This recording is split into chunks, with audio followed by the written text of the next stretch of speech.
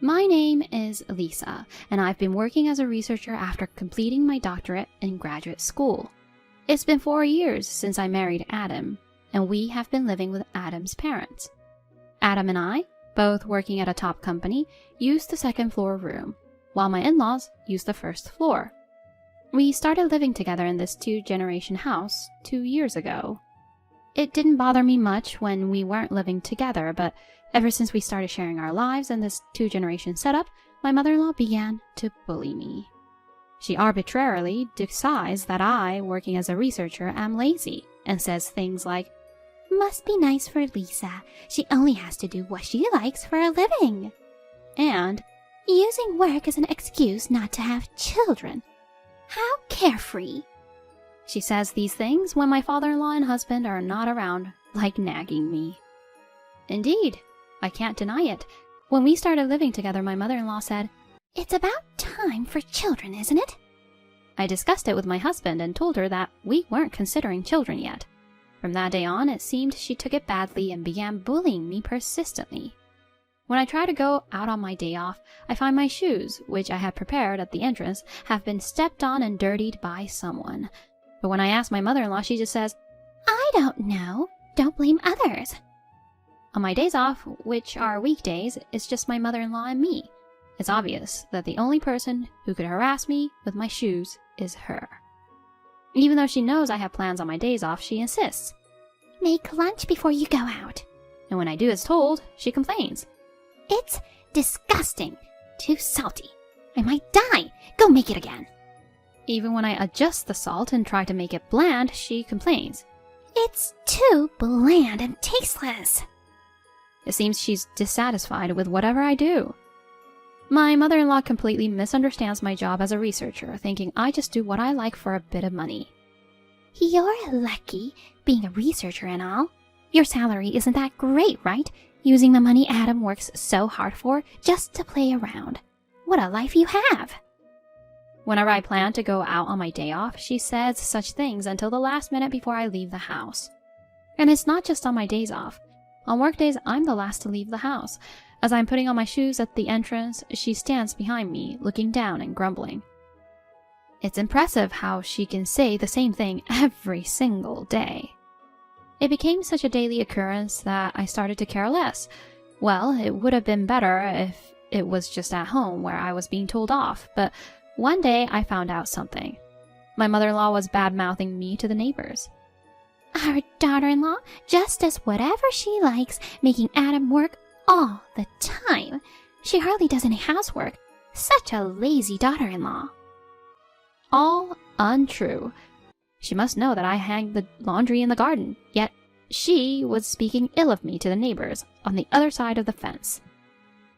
I was furious when I realized she had been speaking about me to the neighbors, perhaps intentionally loud enough for me to hear. In the neighborhood, I'm seen as the daughter-in-law who gallivants despite earning little, who deliberately avoids having children, who can't do household chores properly, and who makes only her husband work. I ended up being perceived with such an unfair negative impression. Indeed, my husband and I both work, so we only clean our rooms on the weekends.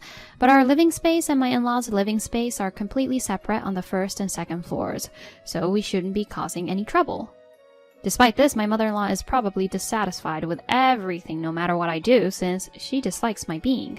So, she bullies me every chance she gets, and spreads these words to the neighbors. My husband and I have always liked cleanliness, and we have minimal furniture in our room. Because we keep things to a minimum, we can maintain cleanliness without cleaning every day. Yet, my mother-in-law says things like, "Adam is to be pitied if you don't clean the room." And, "Don't you notice the dust?" This made me wonder, why does my mother-in-law know about the dust in our room? When I subtly asked my mother-in-law about it, she clearly became agitated and insisted, "I just happened to see inside your room on the second floor when I was cleaning the stairs. You have so much free time. You should at least clean properly." Our room is always closed, so it shouldn't be visible from the outside. But when I pressed further, my mother-in-law got angry and locked herself in her room, leaving the truth unknown. It seems that in my mother-in-law's eyes, Her son, Adam, who graduated from a prestigious university and works at a top company, sets the standard. She seems to think I, a researcher, am not a good match for her son. Even though I work hard every day and earn a decent salary, my mother-in-law seems to want to label me as a lazy daughter-in-law, or a daughter-in-law who relies on her husband's modest earnings. One day, as I was about to leave for work, my mother-in-law stopped me. "Today is your father's hospital day. Can you accompany him?" No. I have work now." "I don't care about that. He's not feeling well. You're his daughter, so you should accompany your father." She said this unilaterally. My father-in-law's legs haven't been good, and my mother-in-law always used to accompany him. Since my mother-in-law locked herself in her room, I reluctantly contacted my workplace, took a day off, and accompanied my father-in-law to the hospital. My father-in-law said, "Sorry, Lisa. I know you're busy," and treated me to a meal on the way back. I like my father-in-law, so I don't mind helping like this. If she had told me in advance, I could have taken a day off from work. Thinking this, I returned home, only to find my mother-in-law was not there. My father-in-law, tired, went back to his room and lay down, so he didn't know, but it turned out that my mother-in-law had just gone out with neighbors that day. She had forgotten about my father-in-law's hospital day and made plans with neighbors, prioritizing her own schedule and forcing me to accompany him instead. When I confronted her about lying, she just said, "You're practically playing every day, so it's fine for me to have some time off, right?" I had reached my limit. Every day, the nasty comments and bad reputations among the neighbors. To top it off, being forced to take a day off work based on her lies. My life was increasingly disrupted by my mother-in-law's whims. We should never have agreed to live together in the first place. After my husband and I got married, my father-in-law had an accident and was left with paralysis in his legs. Then my mother-in-law said, "I feel nervous being all by ourselves, just my husband and me, so please live with us." So 2 years after our marriage, we built this 2-generation house and decided to live with my in-laws. Back then, my mother-in-law said, "You don't have to adjust your life to ours. Just being the same place is enough. You don't have to worry about me, Lisa. Please, I'm begging you." She said this in tears, so I reluctantly agreed to live together. But in the end, I fell right into my mother-in-law's trap. Anyway, my husband and I wanted a home of our own, and we built a spacious house with a few steps, suitable for our old age. Of course, I'm referring to the space on the first floor where my in-laws live now. We both paid for it, thinking about all this. Yet my mother-in-law shows no gratitude towards me, and on top of that, she bullies me. How can she do such things? Thinking about it, I felt silly for staying in this house quietly. All this time, I've been trying not to think deeply about it, but maybe that itself was a stressor for me. One day, my husband saw me lying down before sleep and was shocked. "Hey, Lisa, your head." What?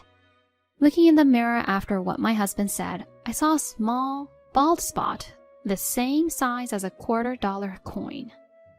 "Isn't that alopecia areata? Is your job really that stressful?" He looked at me with concern. Right, my husband doesn't know anything about the bullying from his mother, so he thinks the stress I'm under is only from work. I never told my husband because I didn't want to spoil the atmosphere at home, or rather, I didn't want to speak ill of my beloved husband's mother. However, the stress physically manifesting in me became unbearable, and the tears I had been holding back began to flow. "Lisa, what's wrong? If something is bothering you, please talk to me." While wiping away my tears, my husband said that. I decided to tell him everything. I want to be reimbursed for the entire cost of building this house. When I said this, my husband's eyes widened in shock, and he exclaimed, "What? Why are you saying this all of a sudden?" However, after I finished telling him everything about the past 2 years since we started living together, he was in tears. "I see. All this has been going on for 2 years. I'm sorry. I didn't notice anything. It must have been tough for you, Lisa." He said this and hugged me. It seemed he understood my feelings and said, let's go talk to my parents right away. He took my hand and we headed downstairs. Dad, Mom, we need to talk. He said this and sat opposite his parents. I sat next to him, facing forward. As my husband rubbed my back, I took a deep breath and said, I can't tolerate Mother's bullying anymore. It seems she doesn't like me, so I want to be repaid for the construction cost I contributed to. The in-laws were shocked, especially my mother-in-law, who started to panic. My father-in-law, confused, asked, What do you mean?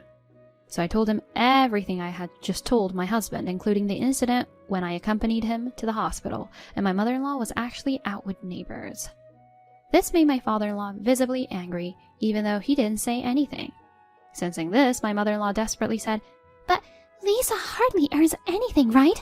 The cost for this house was almost all paid by Adam. Then my husband firmly replied, Mom, just so you know, Lisa earns the same or even more than me. Her research is commissioned by the county and the nation.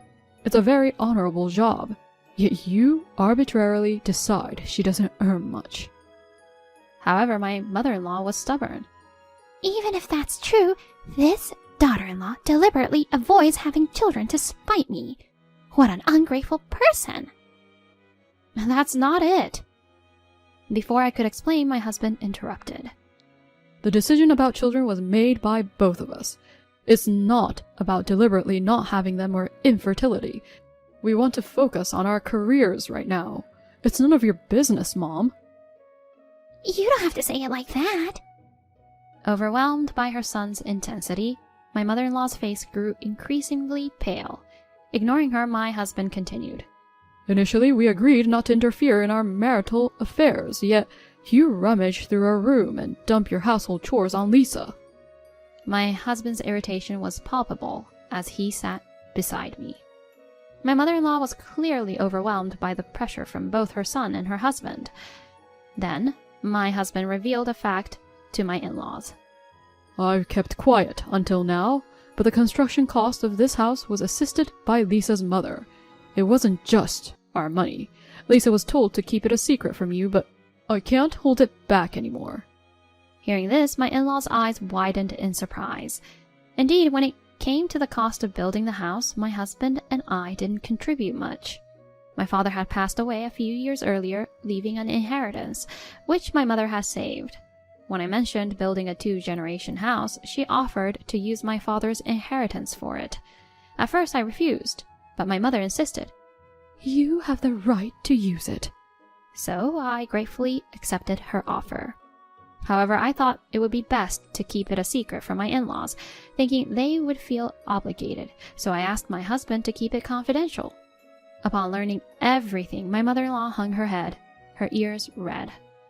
Seeing this, my father-in-law sternly said, Make up for what you've done for Lisa right away, and tomorrow go to the neighborhood and tell them you've been deceiving them. Retract everything bad you said about Lisa. Hearing this, my husband added, I also don't want to live with a mother who treats my precious wife like this. So I want to sell this house and return the money to Lisa and Lisa's mom. Dad, is that okay? He asked his father. My father-in-law nodded firmly, but my mother-in-law, crying, pleaded. Please, don't do that. I love living in this house. She was sobbing, and her face was a mess. Fed up with such selfish behavior, I showed her my patch of hair loss from alopecia areata and said firmly, I've reached my limit too. I don't want to suffer anymore. Even my typically unyielding mother-in-law fell silent and hung her head. The next day, my father-in-law and Adam, along with my mother-in-law, went around the neighborhood correcting the lies and fabrications she had spread. My father-in-law and husband praised me as a truly wonderful daughter-in-law, and since then I've been free from my mother-in-law's bullying and the strange looks from neighbors. After discussing it with my husband, we ultimately decided to sell the house. My mother-in-law, feeling uncomfortable because of the lies she had spread in the neighborhood, agreed to move. My father-in-law mentioned moving to an apartment near his workplace, where they could live more peacefully. On our end, we returned the money from the house sale to my mother, but she insisted. That was your share of the inheritance. Use it as you wish. With that money, we built a new house, roughly halfway between our workplaces, and now we're living a relaxed life together. Occasionally, my mother visits and teases, Isn't it wonderful living with the person you love? Just the two of you? I have something I want to tell her the next time she comes. Next year, there will be 3 of us.